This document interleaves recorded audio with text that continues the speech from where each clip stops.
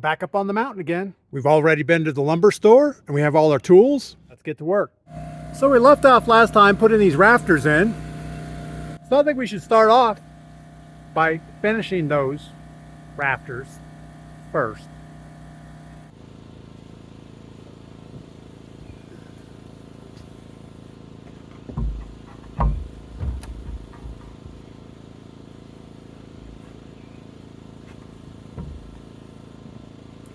Let's see if we can remember what we did last time.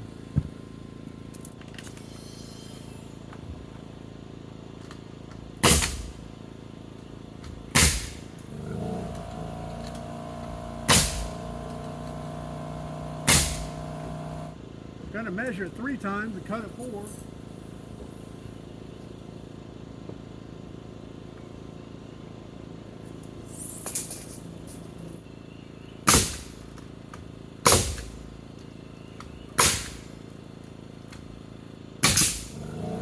All right, that one took entirely more time than it seemed like it should have. What we were trying to do is push all these back posts into alignment with a 6-inch overhang on the back. And we wanted to get an equal measurement from this front post or back post to the front post. I think we got all that accomplished. Let's get this next one in.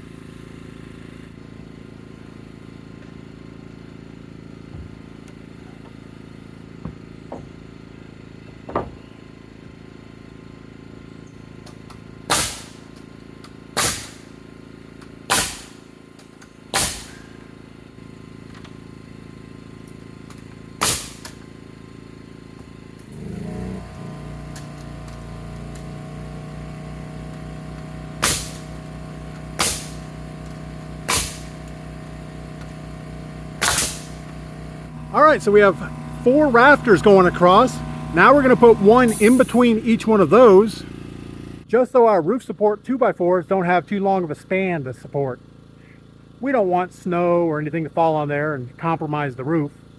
And I think we're going to put these center ones in before we close in this back edge. That way we'll have a spot to nail that middle one to. Sounds like a plan.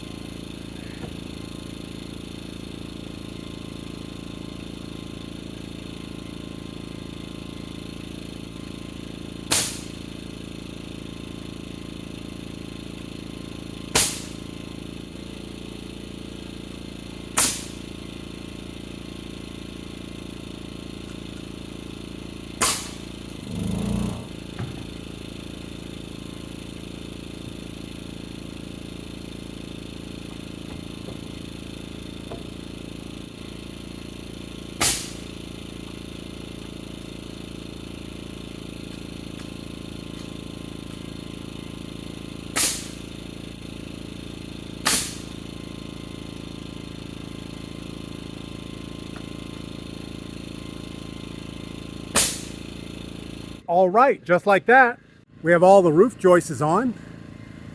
Now we just need to close in that back little area. Let me show you real quick. So we have this little extension on the back.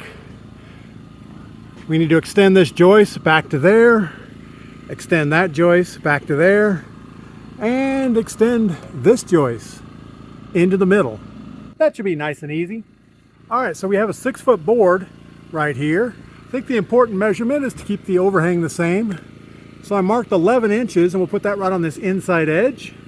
And we'll do that for all 3 of these.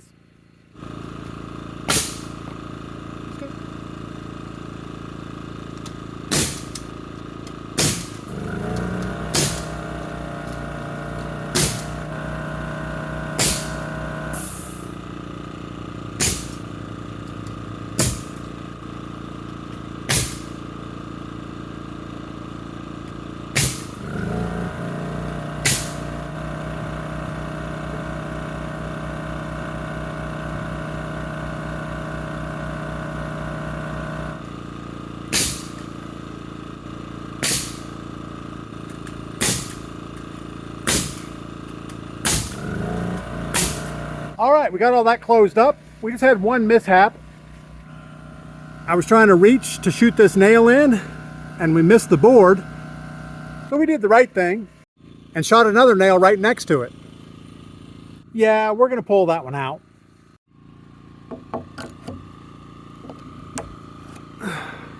Catastrophe averted. So that finishes up all the rafter work. I think before we add the sheet metal supports, we need to put in a little bit of cross bracing to keep this front edge nice and straight. It's pretty straight right now, but I think we can do a little bit better. So down here on the bottom, I'm going to use 1/2 inch oak paneling on a diagonal. So I don't want to do that right now. But up here at the top, we're going to put on what's called cowboy corners or cowboy braces. And it's just a brace, probably 24 inches long, that'll tie into the post and up to the rafter, and tie into the post here and up to the rafter. So these middle posts will have 3 braces on them. These corner posts will have 2. All those are going to be made out of 2x4s, and it's just a lot of busy work. So let me get that done. All right, a quick update. We have our first cowboy column in. We changed our plan a little bit. I have a bunch of pine that I cut from a fallen tree around here. There's sections of it that are really good and sections that aren't. So I think we're going to cut these 3-foot sections out of that rustic pine and put them in place. And depending on the location, we're going to put 45-degree cuts on the bottom and screw it into the 4x4. And then at the top, we'll just nail it in like normal.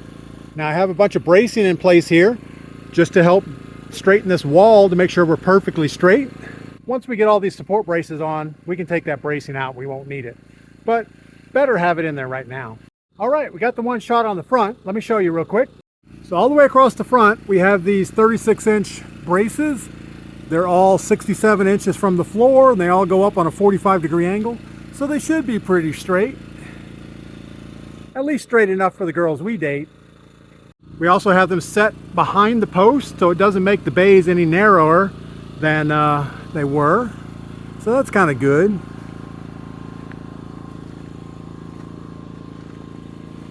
Now let's work on the ones in the back. Now unfortunately the ones in the back are going to have different angles, so we can't use our same setup we had before. I think we'll still go 68.5 inches off the floor. No, that's too high. We'll just wing it. All right, it only took us a few minutes to get the back ones cut and installed. I went ahead and picked up my miter saw. Makes the process a lot easier and more accurate than using the skill saw. So we have enough bracing to keep everything from shifting front and back, but we still need to add some bracing to keep it from going this way. Now we could go ahead and put the bottom braces in, but I think we're just going to go ahead and top brace these the same way we just did those other pieces and call that good enough for now.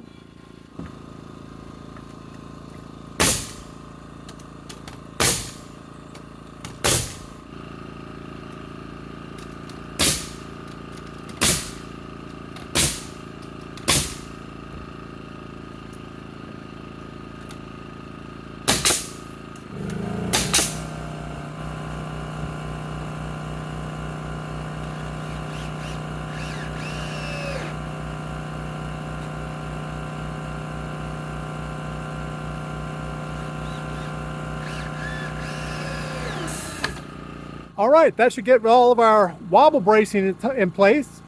So here on the back, we have 1, 2, 3, 4. We skipped these 2 bays. We didn't want anything to be in the way of the trailer, but we did put 2 in the back, 5 and 6. So we have 6 braces to keep it from going like this. And then we have 1, 2, 3, 4, 5, 6, 7, 8 braces to keep it from going the other way. Now while we're at it, I'm going to add 2 more braces, one this way and one that way in the back corners. And that'll finish up all of our inside bracing. Everything else will be on the outside on the deck. So the next thing we need to lay out is the sheet metal supports here on the roof. So since the sheet metal goes this way, we need 2x4s going this way to support it. So what we're going to do is put one across the front, one across the back, measure all the middle sections, get something close to 24 inches between centers. It doesn't have to be exact, but the one thing that is important, the sheet metal comes in 8-foot sections. So we need to make sure we have support at 8 foot at least from the back, because we'll start it from the back coming forward. We don't know.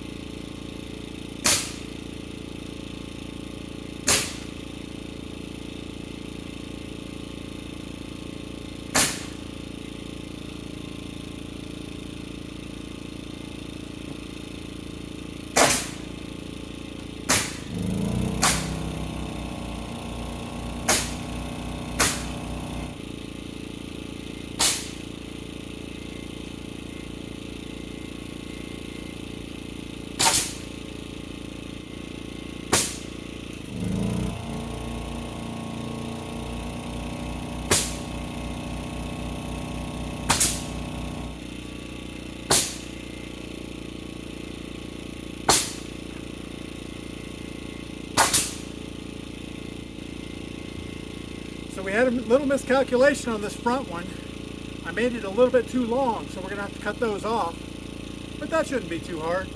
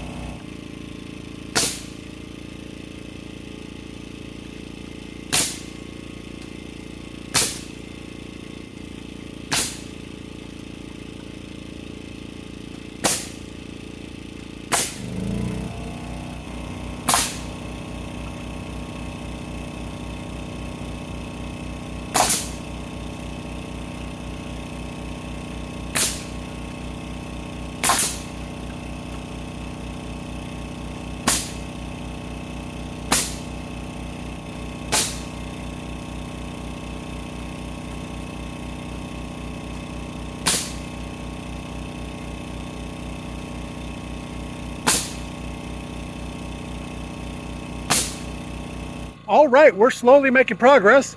We have all of the roof supports over the 16-foot bay. We had to reduce our overhang to about 11.5 inches. So this front one's going to have to be cut off just a little bit. Not a big problem. Here on the other end, this is going to need to be cut back also, mainly because there's a tree in the way. That was bad planning.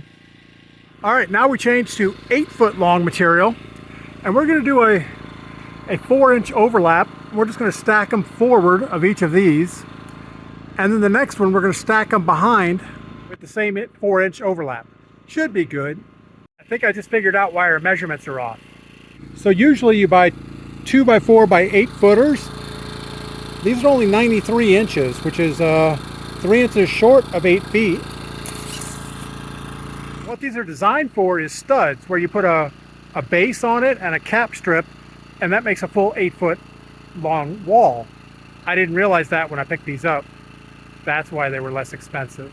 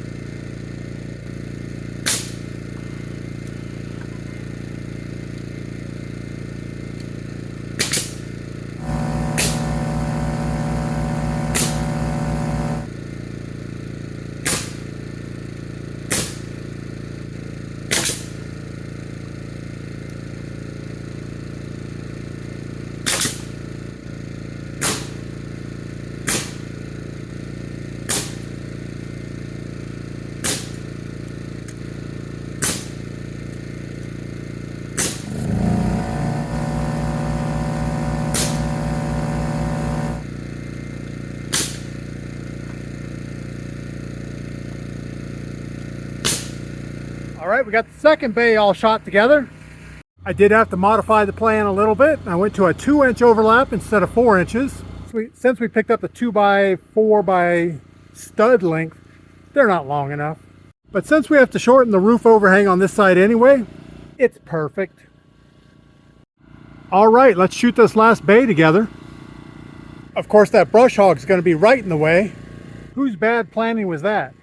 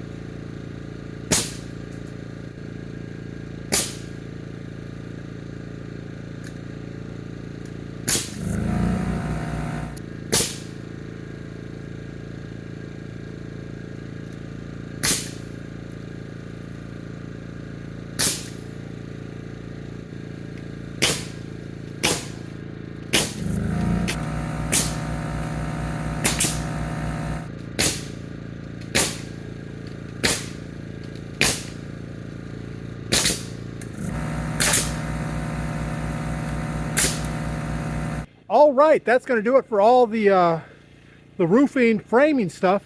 But there are two things I want to take care of. Two things, yep. Remember here on the barn, we staggered these. We put the first support behind the post, this support in front, and this support behind. It worked out really well structurally, but aesthetically I don't like it. So what I'm going to do is shoot a 2x4 right here in the side of this corner, and then we'll put another 2x6 on the outside. We'll do that on both ends so they look good. Ish. All right, now we have this front all closed up. Looks the same all the way across. That looks pretty nice. We also went around to all of our legs and nailed them into the deck just to add a little bit more security, and I had a few more nails. So the next step is to count how many metal panels we need to cover the roof and all of the self-tapping screws, and we'll go to the big box store, pick that up, come back and shoot it together. You don't have to sit here and watch me do all that. Get outside, do something fun, come back and tell me about it.